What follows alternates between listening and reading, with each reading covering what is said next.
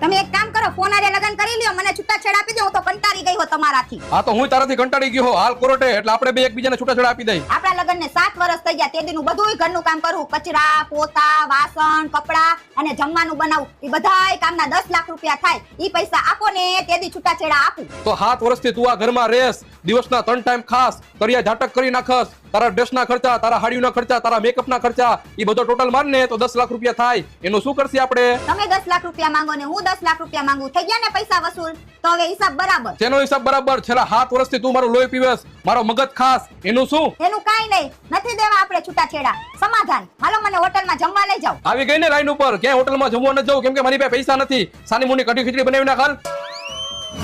લાગે આની આગળ હાચું કા પૈસા નથી. લાવ મારા ભેગા કરેલા પૈસા દઈ દઉં. તમારું પાકીટ લાવો તો ચેક કરવું છે. આઈ ગયા તમારા પાકીટમાં 2